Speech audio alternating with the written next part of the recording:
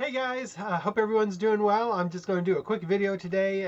When I say we, me and John, we kind of have a tradition where we don't wait until Christmas to do Christmas. And this year we decided we were just going to exchange our gifts now and do it early in November and not even put up a Christmas tree and not have to deal with any of that. We're just not really feeling in the Christmas spirit this year. So we went ahead and we did our Christmas gifts. So I thought I'd do a video about the gifts that I received from John. He kind of spoiled me this year. And since a lot of it is Stephen King related, I thought I would just go ahead and film a video. I'm going to start with the non-Stephen King related things first. One of them being this lovely hat with Skeletor. And if you look on the underside, you can see it's got all the characters on it. And even, I just love it. I'm a big He-Man fan. He-Man was always a cool thing when I was a kid, so I like the fact that he got me this hat, and I'm always looking for cool hats. The next couple things he got me a bunch of comic books and graphic novels, so I'm going to just go through those fairly quickly. We got Army of Darkness, 1979. This is actually a current one going on right now, so I'm not familiar with the story in this one, but I just love the fact that I was telling John how they've tied the Army, the TV shows, the movies, the reboots, the comic books. There's one with Army of Darkness and Xena, and Army of Darkness and Aliens, and now Army of Darkness 1979. We also have Shaun of the Dead. I love this one. It's the comic adaptation of the movie.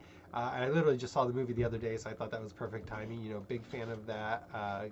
Great, lots of references in there if you're a horror fan. Of course, if you've seen it, I'm sure you're familiar with that. We also have some Lovecraft stories that he got me. Big fan of Lovecraft. Then we have Cthulhu's Tales. And I don't know if it's Cthulhu. I've heard it pronounced multiple ways. And then we have the Tales of the Sleepy Hollow. If you're a fan of Cthulhu, you definitely should watch the movie Underwater, just FYI. So just throwing that out there. We also got some more Army of Darkness comic books. Got a couple of other ones as well. And then I'm also a big Doctor Who fan, so he got me a Doctor Who from Mile High Comic. It's an exclusive cover with the Weeping Angels, so that was very cool. Get that added to my collection. And then he got me this one, which is going to go in the Stephen King collection, of course, or Stephen King adjacent, because it's Joe Hill's Basket of Head, the trade paperback. So it's got the whole story in there. So pretty excited about that, getting that added to the collection. Now, I'm going to be switching to my Stephen King related presents now, and as you can see, he picked me up a lovely hat when we were at the Stanley Hotel this summer. So a lot of these came from the Stanley. And I was also thinking today, oh darn, I didn't get a chance to go to the Halloween store this year. Well, apparently John did, and he hooked me up. So first we're going to start with the Shining Dice that he got me. The Shining Dice set. I think that's very cool. I'm not even going to take them out of the box. I'm just going to actually hang them on my wall and display them and put them with my collection.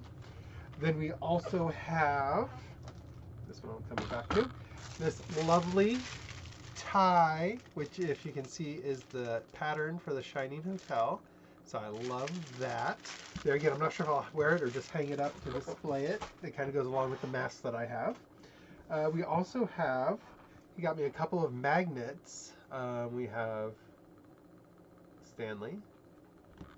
We also have Red Rum. And then we have Room 217. He picked up this patch as well for the Stanley Estes Park, Colorado. And a couple of bookmarks to go along with it. Red Rum, The Shining, and then we got the Stanley, and then you can flip it, and it's got the Stanley. So that's pretty cool. And then he also picked up Ghost Stories of the Stanley Hotel, Volume 1 and Volume 2. And I'm sure anyone watching this is probably familiar. The Stanley Hotel is the story that the Overlook, or the hotel the Overlook is based off of in the Stephen King story, The Shining. That's where he was staying when he got the inspiration to write it. So then that's pretty cool. That's definitely going to be added to my Stephen King collection. Also, he picked me up this Shining puzzle. It's the floor plan to the Overlook, so that's pretty cool. It'll go with my other Shining puzzles. Not going to put it together.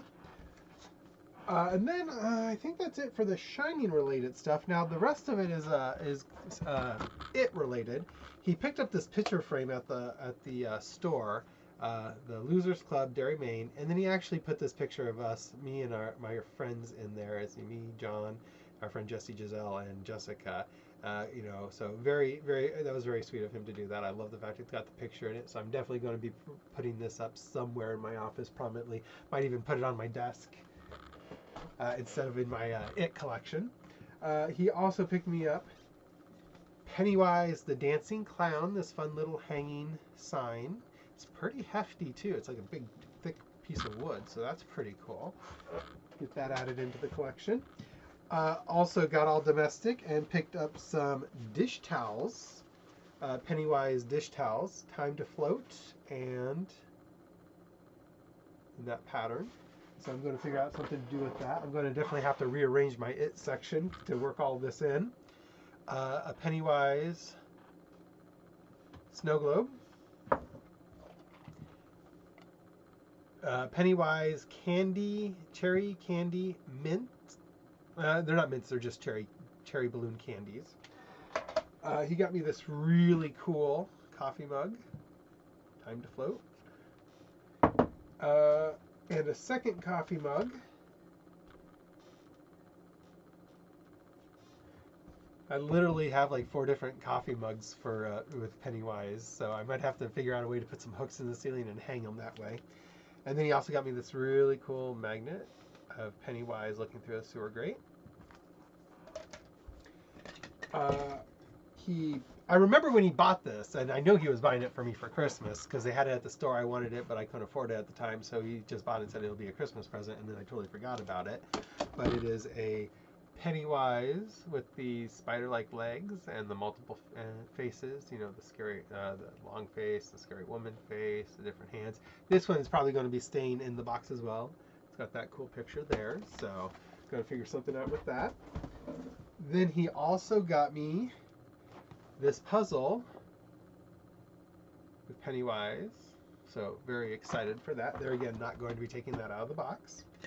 And then the last thing he got me was this really cool soda figure Pennywise, 15,000 pieces, limited edition, right?